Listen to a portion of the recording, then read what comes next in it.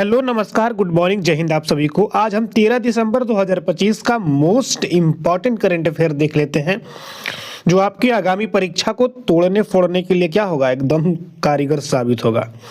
तो हमारा current affair संख्या 1 है, प्रश्न संख्या 1 कि हर साल 12 दिसंबर को कौन सा महत्वपूर्ण अंतर्राष्ट्रीय दिवस मनाया जाता है। इसका उत्तर आपको होने वाला है कि हर साल 12 दिसंबर को अंतर्राष्ट्रीय सार्वभौमिक स्वास्थ्य कवरेज दिवस universal health coverage day UHC day क्या होता है, मनाया जाता है। इस दिवस का उद्देश्य यह सुनिश्चित करना है कि सभी लोगों को बिना किसी वित्तीय कठिनाई के गुणवत्तापूर्ण स्वास्थ्य सेवाओं तक पहुंच प्राप्त हो। ठीक बात है। 2025 के लिए इस दिवस का थीम रखा गया है कि unaffordable health cost we are sick of it. संयुक्त राष्ट्र महासभा यूएनजीए ने दिसंबर 2012 में एक प्रस्ताव पारित कर सार्वभौमिक स्वास्थ्य सेवा की क्या की थी, दिशा में प्रगति को तेजी लाने का आग्रह किया गया था। उसी समय से 2012 से ही इस दिवस को मनाया जा रहा है। प्रश्न संख्या 2 है कि भारत और स्वीडन ने 12 दिसंबर 2025 को किन क्षेत्रों में डीकार्बोनाइज करने के लिए 7 ग्रीन टेक प्रोजेक्ट क्या किए हैं, लॉन्च किए हैं। तो स्टील और सीमेंट का जो क्षेत्र है उसमें क्या किया है, 7 ग्रीन टेक प्रोजेक्ट लॉन्च किया है भारत और स्वीडन ने। यह संयुक्त प्रयास भारत की 2070 तक नेट जीरो लक्ष्य का क्या करता है, समर्थन करता है। स्वीडन एक स्कैंडिनेवियाई देश है जिसकी राजधानी क्या है, स्टॉकहोम है। स्वीडन की राजधानी स्टॉकहोम है। स्टॉकहोम बहुत फेमस है, पूछते रहता है। प्रश्न संख्या हमारा 3 है कि हाल ही में किस देश ने अपने राष्ट्रीय व्यंजन नेशनल क्यूजीन के लिए यूनेस्को की मान्यता हासिल प्राप्त करने वाला पहला देश बन गया है। तो सही उत्तर हो जाएगा इटली। स्टैटिक्स पॉइंट में ये है कि इटली की पाक कला को अब यूनेस्को की अमूर्त सांस्कृतिक विरासत सूची में क्या किया गया है, शामिल किया गया है। यूनेस्को का मुख्यालय पेरिस, फ्रांस में है।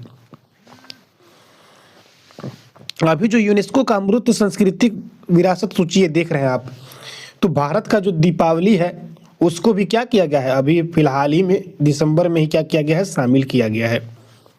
प्रश्न संख्या 4 है कि रेलवे ने 2030 तक नेट जीरो लक्ष्य को पूरा करने के लिए अपनी कुल ऊर्जा में कितने मेगावाट सौर ऊर्जा और पवन ऊर्जा जोड़ी है। तो 812 मेगावाट ऊर्जा और सौर ऊर्जा 93 मेगावाट पवन ऊर्जा। ठीक बात है। स्टैटिक्स पॉइंट इसमें यह है कि भारतीय रेलवे ने 2030 तक नेट जीरो कार्बन एमिटर बनाने का क्या महत्वाकांक्षी लक्ष्य रखा है। 99.2% जो है ब्रॉड गेज नेटवर्क जो है विद्युतीकरण इलेक्ट्रिफिकेशन ग्रेज का क्या है, किया जा चुका है। क्वेश्चन नंबर 5 है कि आर्टिफिशियल इंटेलिजेंस और स्किलिंग पहल में भारत को निवेश बढ़ावा देने के लिए माइक्रोसॉफ्ट ने 2026 से 29 तक कितने अरब डॉलर क्या किया है, इन्वेस्टमेंट किया है, यानी कि निवेश किया है। तो 17.5 अरब dollar US dollar, 17.5 US dollar billion US dollar क्या किया है, माइक्रोसॉफ्ट ने खर्च किया है। यह निवेश भारत के डिजिटल बुनियादी ढांचे और तकनीकी विकास में क्या है, एक महत्वपूर्ण कदम है। क्वेश्चन नंबर 6 है कि किस भारतीय अभिनेत्री ने 12 दिसंबर 2025 को रेड सी इंटरनेशनल फिल्म फेस्टिवल में उद्घाटन गोल्डन ग्लोबल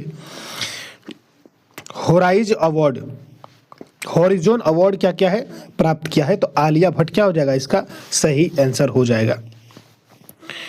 इसमें स्टैटिक्स पॉइंट ये है कि यह पुरस्कार भारतीय सिनेमा में उनके उत्कृष्ट योगदान के लिए दिया गया है। रेड सी इंटरनेशनल फिल्म फेस्टिवल सऊदी अरब में क्या किया जाता है, आयोजित किया जाता है। प्रश्न संख्या 7 है कि केंद्रीय मंत्री नितिन गडकरी ने इथेनॉल मिश्रित पेट्रोल BAP कार्यक्रम के तहत पर्यावरणीय उपलब्धियों पर प्रकाश डाला और 2014 से 25 के बीच में इथेनॉल मिश्रण में कितने लाख करोड़ रुपए से अधिक की विदेशी मुद्रा फॉरेक्स की क्या की है, बचत की है। तो 1.55 लाख करोड़ से अधिक की क्या की है, बचत की है।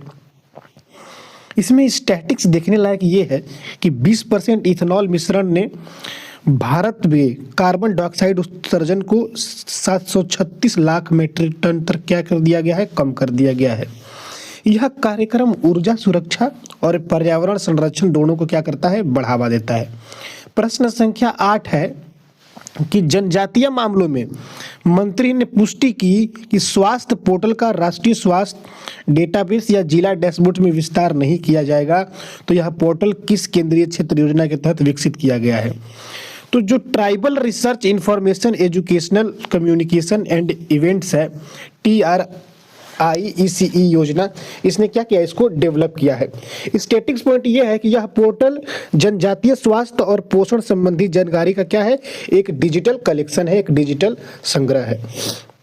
क्वेश्चन नंबर हमारा 9 है कि किस बैंक को bank of the year award 2025 के मौके पर बेस्ट बैंक इन इंडिया का टाइटल दिया गया है? तो बैंक ऑफ बड़ौदा को क्या किया है, ये टाइटल दिया गया है। यह सम्मान बैंक को उसकी डिजिटल, फिजिकल प्लस डिजिटल सेवाओं को सफल संचालन के लिए दिया गया है। प्रश्न संख्या हमारा 10 देख लेते हैं कि रक्षा मंत्रालय के तहत दूर संचार विभाग DOT के पेंशन भोगियों के लिए संपन्न नामक एक व्यापक पेंशन प्रबंध प्रणाली CPMS पोर्टल लॉन्च किया गया है। संपन्न का पूर्ण रूप क्या है? तो system for accounting and management of pension, system for accounting and management for pension क्या है, इसका सही आंसर हो जाएगा।